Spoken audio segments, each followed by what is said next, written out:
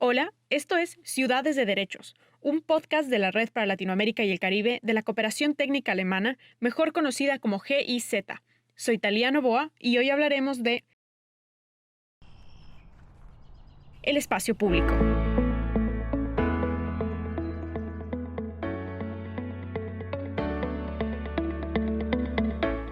Es evidente que cuando pensamos en un espacio público, lo primero que se viene a nuestra cabeza es una cancha de fútbol, un parque o una plaza central. Pero en realidad es mucho más que eso. El espacio público comienza en la acera que pisamos apenas salimos de nuestras casas. Es ese pedazo de calle por el que comenzamos a caminar hacia nuestro destino, o los primeros centímetros recorridos por nuestro auto, moto o bicicleta al salir del garaje. Y la continuación de esos centímetros cuadrados se extiende por toda la ciudad, conectándonos. En este episodio escucharán reflexiones e historias de cómo el diseño y el manejo del espacio público nos conecta o separa, y a la vez cómo esto incide en 1. Nuestra calidad de vida, 2. La economía local y 3. Nuestras interacciones humanas.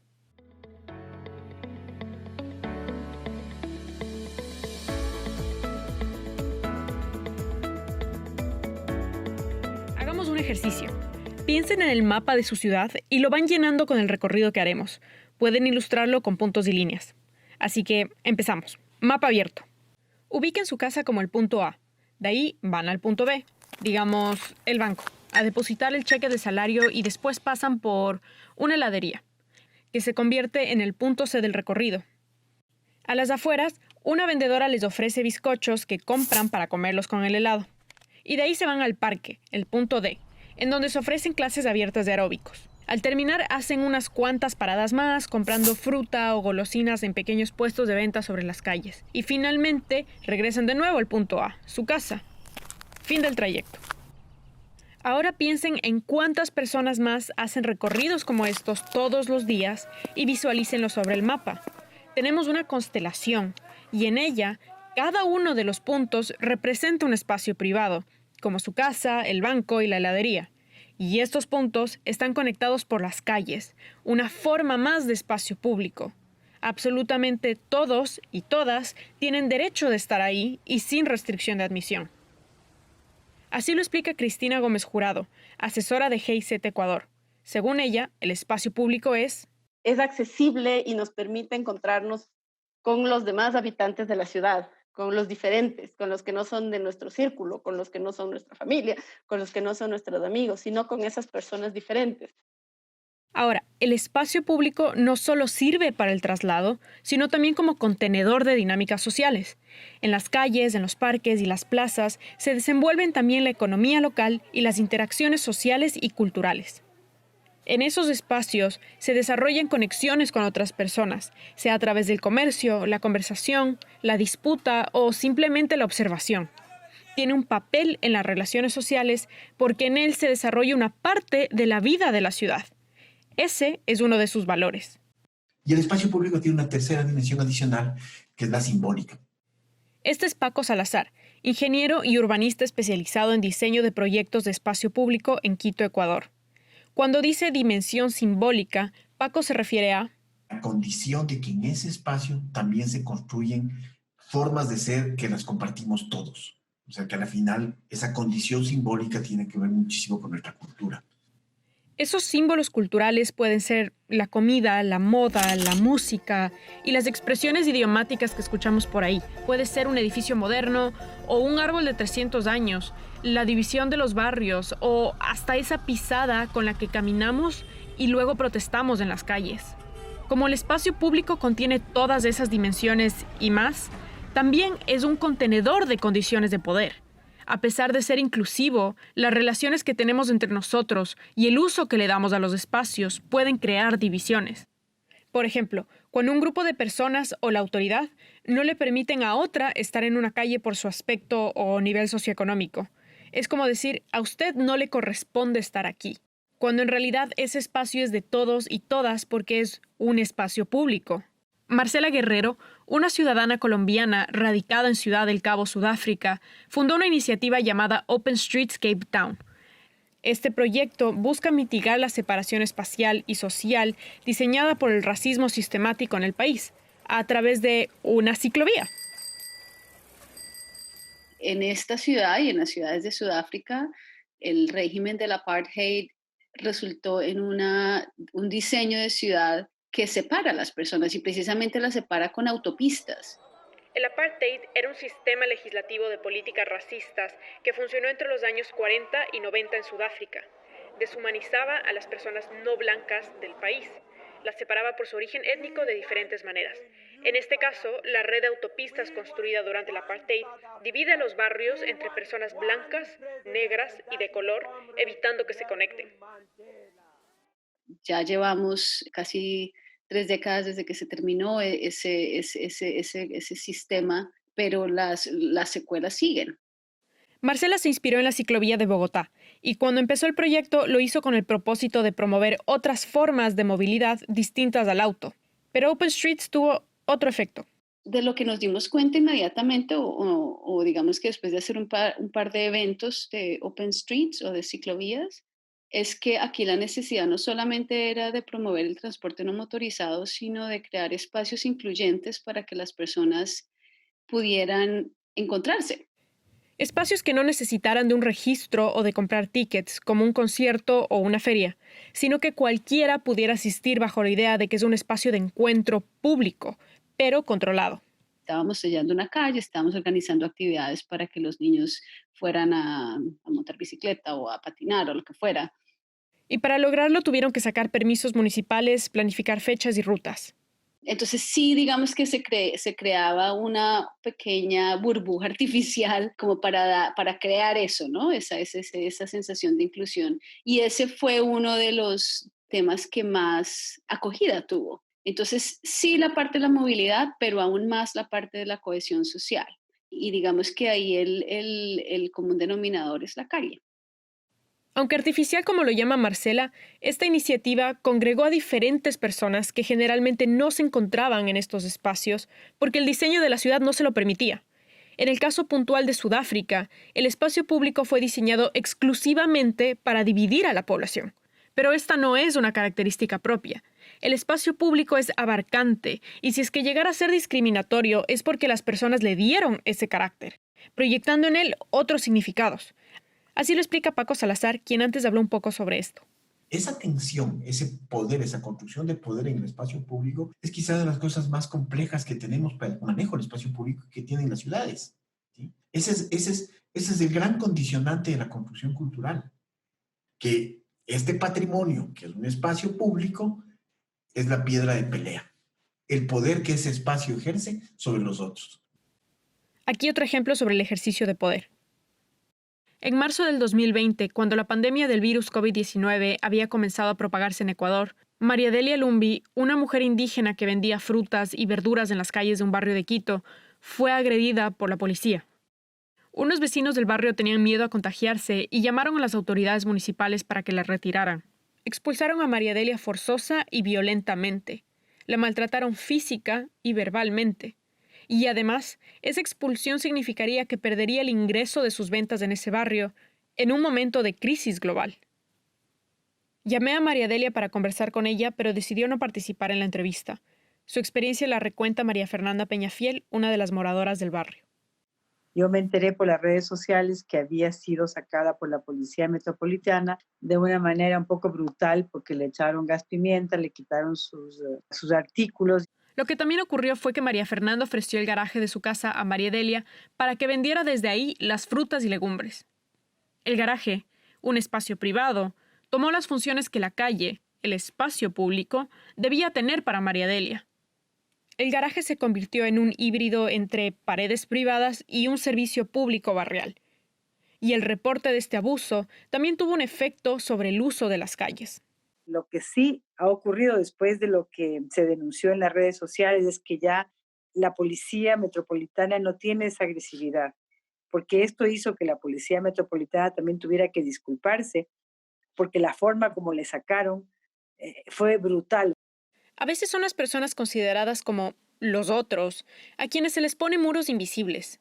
Pero también construimos esos mismos muros alrededor de determinados espacios y los aislamos del resto de la ciudad. como por ejemplo barrios que pensamos que son inseguros o espacios abandonados y descuidados. En realidad hay muchas formas de incluirlos y o recuperarlos a través de políticas públicas de los gobiernos locales y la participación de sus mismos habitantes. Hay muchos lugares que pueden ser considerados en nuestra ciudad como peligrosos o como intransitables, pero cuando uno está en esos espacios se da cuenta que no es así, que muchas veces nosotros levantamos estigmas en ciertos lugares de nuestra ciudad y el problema es porque no los conocemos, no los habitamos. Este es Camilo Castillo, miembro de Quito Entrefort, un grupo sin fines de lucro que plantea el movimiento como una herramienta social. Camilo practica parkour, un entrenamiento acrobático para desplazarse en espacios ya construidos, como saltar de un muro a otro, escalar techos y juegos de equilibrio. Camilo realizaba caminatas de parkour con más jóvenes para hacerles conocer la ciudad y sus diferentes realidades. Con el pasar del tiempo fuimos dándonos cuenta de que los lugares no son más seguros por cuántas cámaras pueden tener o por cuánta seguridad o guardias tienen, ¿no? Sino que nos dimos cuenta que los espacios se vuelven más adaptables cuando estos espacios comienzan a ser habitados por la gente. Camilo y su grupo recorrieron las calles de los barrios considerados peligrosos y que son poco transitados por el resto de los habitantes. Así fueron conociendo a los vecinos, quienes, claro, sospechaban de lo que hacían en su barrio. Después de todo, no todos los días se veía a unos jóvenes caminando de cabeza y escalando muros. Piensan que estás dañando a veces el espacio, pero te preguntan, se interesan, te dan agua porque se dan cuenta que de alguna manera el habitar de los espacios le da otra energía a estos lugares. Y así es como nos hemos ido transformando no tan solo en caminantes, sino ya en habitantes, nos hemos comenzado a apropiar de los espacios y de otra manera a defenderlos. Los espacios públicos son espacios donde muchas veces no te permiten expresarte. Las caminatas de Camilo y el grupo es una iniciativa que viene desde la ciudadanía. Este es un ejemplo de la agencia que los habitantes tienen sobre el espacio público. El resultado es la nueva relación entre los jóvenes y los vecinos, los jóvenes con el barrio y la dilución de esas barreras invisibles. Se creó un nuevo significado, un nuevo valor para esos espacios. Todo lo que hagamos en términos económicos, políticos y sociales se refleja en el territorio y quienes lo ocupan. Este propósito también es planteado con propuestas de los gobiernos locales, como lo ha hecho el municipio de Salcajá en Guatemala. La municipalidad buscó priorizar a los peatones e incluir a la población con discapacidad rediseñando los espacios públicos. Mariana del Rosario Roxón, directora de planificación de Salcajá, fue una de las involucradas en el proyecto. Realmente creo que a veces cuando la mayor parte de la población pues quizá no tenemos alguna discapacidad, es difícil como que sentir empatía por las personas y porque muchas veces en las pequeñas ciudades también no son visibles. El municipio ha rediseñado las calles y los edificios públicos pensando en la accesibilidad universal. Para esto, el municipio invirtió en cambios que podrían parecer pequeños, como la construcción de rampas en las calles y edificios, porque un escalón, por ejemplo, puede representar un obstáculo para alguien con facultades motoras diferentes. Todo esto con un enfoque claro: construir espacios pensando en una accesibilidad universal. La accesibilidad universal es que nosotros podamos desplazarnos de diferentes puntos sin importar si llevamos una silla de ruedas, si llevamos nosotros muletas, si por ejemplo no podemos ver o no podemos escuchar, que podamos tener siempre alguna ayuda que nos pueda decir que si estamos pues acercándonos a un punto peligroso o que si vamos en la dirección que corresponde. Es decir, encontrar soluciones para que cuerpos y personas con discapacidades o facultades diferentes puedan acceder a ese derecho a estar ahí en un espacio, al igual que cualquier otra persona. Por eso viene incluido en este plan que el municipio está manejando no solo la recuperación de espacios, sino también el tema de accesibilidad para que estas personas puedan ser independientes y poder, digamos, ser parte como de cualquier vecino del municipio de Salcajá y poder dirigirse a donde ellos necesitan. Así, la accesibilidad universal borra otras fronteras y crea espacios dignos de encuentro. Al final del día, todos y todas somos seres sociales y nos relacionamos en los espacios físicos.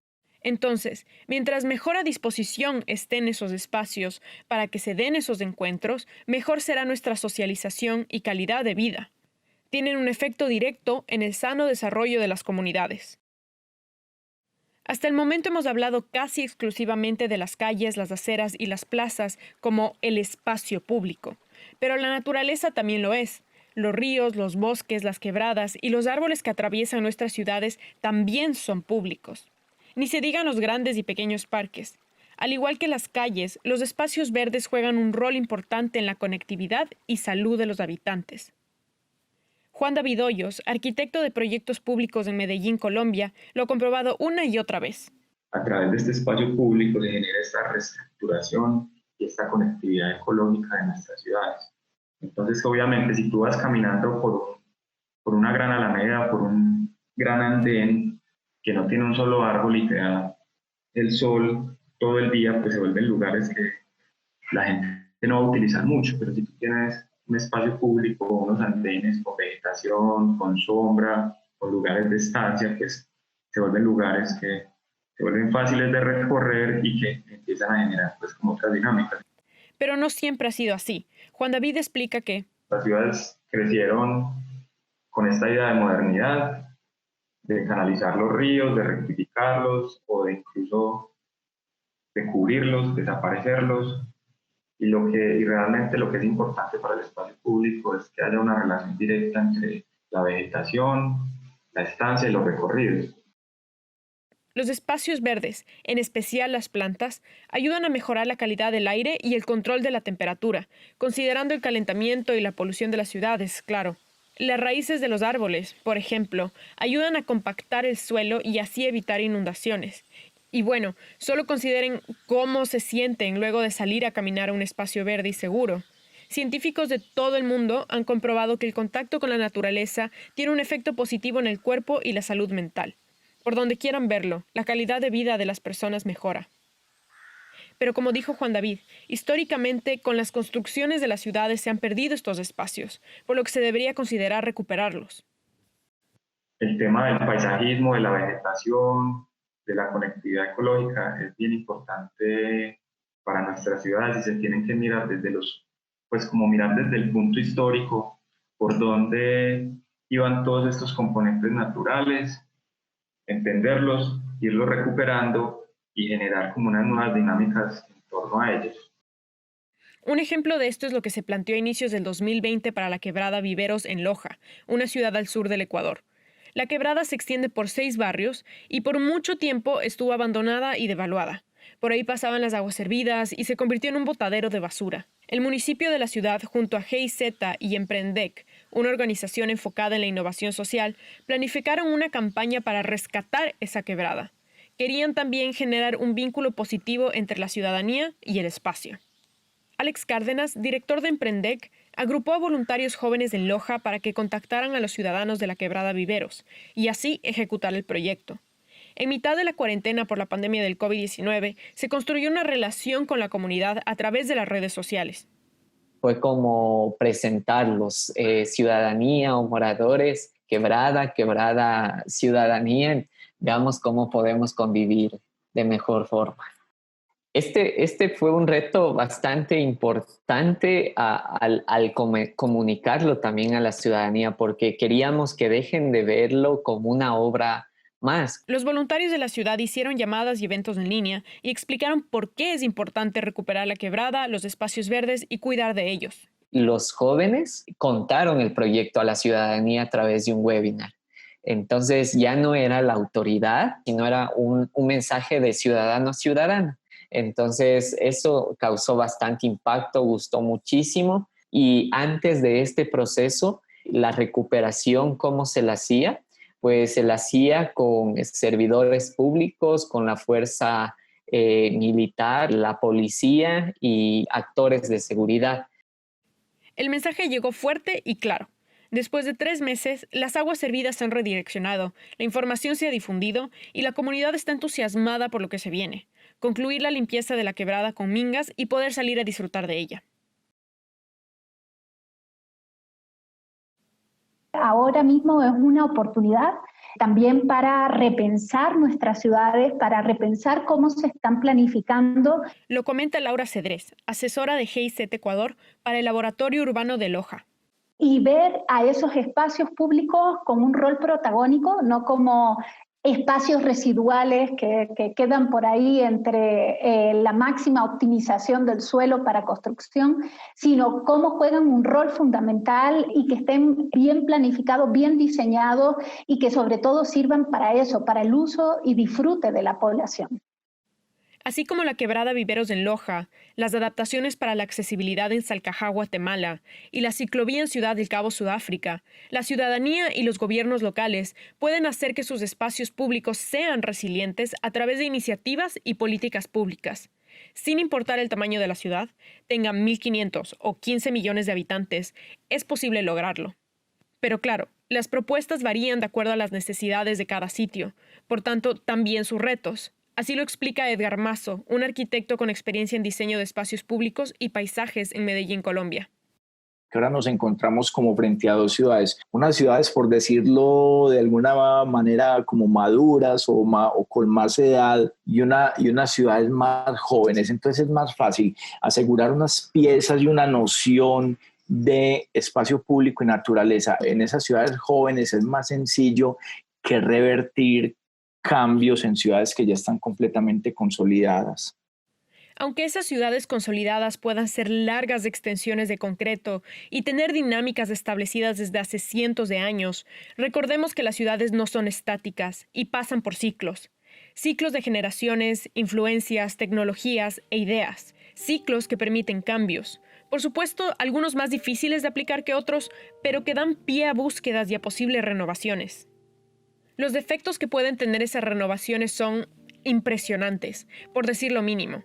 Un espacio público inclusivo y bien diseñado puede ser un ecualizador social, porque no importa el aspecto de las personas, sus fondos bancarios, las facultades de sus cuerpos o su país de origen para que puedan estar en él. Es un espacio que está al servicio de todos y todas. Si no puedes ir al cine, un museo o un concierto, un espacio público inclusivo ofrece programación cultural. Si no puedes ir a un gimnasio privado, las calles bien cuidadas y seguras son claves para salir a caminar, correr o andar en bicicleta. Si no puedes ir a un restaurante o no tienes jardín en tu casa, puedes hacer un picnic en el parque. Y todo esto también al alcance de la población con discapacidad. Esta es la clase de efectos a los que nos referimos cuando hablamos de diseño y renovaciones del espacio público, es decir, habilitar accesos y propiciar encuentros. Así podremos crear nuevos espacios y nuevos símbolos culturales en Salcajá, Loja, Río de Janeiro, Tasco, Buenos Aires, Medellín, Chunchi o tu ciudad. Esto fue Ciudades de Derechos, un podcast de GIZ. Fue producido e investigado por mí, Taliano Boa. El diseño de sonido es de Juan José Alomía y gracias a todas las fuentes por compartir sus historias y conocimiento.